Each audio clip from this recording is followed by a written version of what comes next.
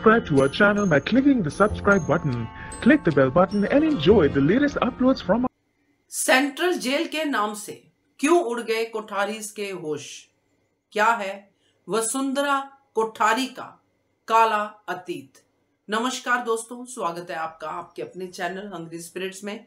Hungry spirits देख रहे सारे दर्शकों का मैं अंजू शर्मा दिल से स्वागत करती हूँ। तो आज ये बात साबित हो गई जिसको हम इतने दिनों से डिस्कस कर रहे हैं कि ये राघव और सेंट्रल जेल और कोठारीज का कुछ ना कुछ लेना देना तो है।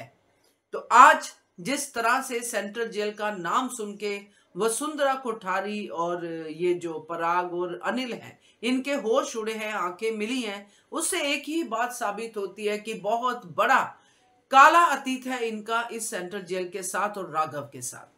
तो बात करते हैं, पहले वही निवेदन, जिन्होंने अभी तक चैनल को सब्सक्राइब नहीं किया है कर लीजिए, साथ में दोस्तों बेल आइकन दबाइएगा ताकि आपको हमारे वीडियोस के नोटिफिकेशन मिलते रहे। वैसे तो जेल का नाम सुन के सबके होश उड़ ही जाते हैं। पुलिस, जेल, हॉस्पिटल, वकील, अदालत, ये ऐसी बातें हैं, ऐसी जगह है जहां पे कोई नहीं जाना चाहता।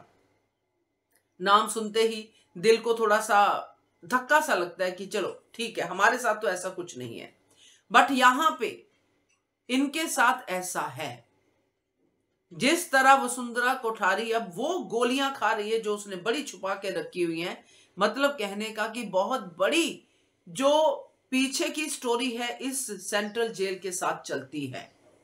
सेंट्रल जेल में राघव को, जो कि बहुत ही एविडेंट है कि राघव ही है कड़ी, राघव को भेज के 20 साल पहले ये लोग बिल्कुल हो गए थे निश्चिंत कि हमने तो भैया अपने रास्ते का कांटा निकाल दिया, हम तो अब ठीक है, सेंट्रल जेल में रहेगा, ठीक है, हमारा घर सेफ हो गया। मगर अब जब वापस उनका काला अतीत सामने आने वाला है तो पहले ही नॉक नॉक पे इनके होश उड़ गए। दूसरे इनके होश उड़ने की वजह है कि उस सेंट्रल जेल में अनुपमा जा रही है। अभी तक वसुंधरा कोठारी ने उस एंगल से सोचा नहीं है, मगर जैसे ही वसुंधरा कोठारी को ये चमकेगा कि अनुपमा के सामने अगर हमारा ये काला अतीत आ गया तो क्या ही होगा, क्योंकि अनुपमा न्याय पसंद है, अनुपमा सच का साथ देने वाली है, ये सोच के ही वसुंधरा कोठारी के होश जो है उड़ रहे हैं और फिर से टिंकू हाथ से चला जाएगा। बहुत सारा कुछ जुड़ेगा दोस्तों जब ये काला अतीत सामने आएगा, और ये अतीत जुड़ा हुआ है गायत्री से और इसके साथ बहुत कुछ है, क्योंकि ये ऐसे ही अतीत नहीं जाएगा, क्योंकि 20 साल पहले ही तो गायत्री की भी मृत्यु हुई थी जो प्रेम की मां है। तो प्रेम की मां और राघव की वाइफ, इनका क्या कनेक्शन है? क्योंकि मृत्यु तो राघव की वाइफ की भी हुई है। क्या दोनों बहनें थी? क्या राघव की जो वाइफ है उसने ब्लैकमेल किया था पराग कोठारी को? क्या गायत्री को राघव की वाइफ और अपने पराग कोठारी पे शक था? ये सब कुछ आता है इस काले अतीत के साथ, क्योंकि ये गायत्री और राघव की वाइफ, इनका आपस में कनेक्शन है। क्योंकि गायत्री भी उन्हीं दिनों में मरी जिन दिनों में इसको राघव को जेल हुई, इसी की वाइफ के मर्डर में।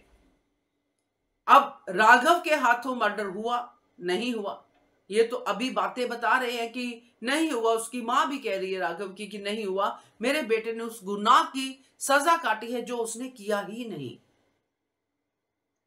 तो क्या गायत्री की मृत्यु हुई थी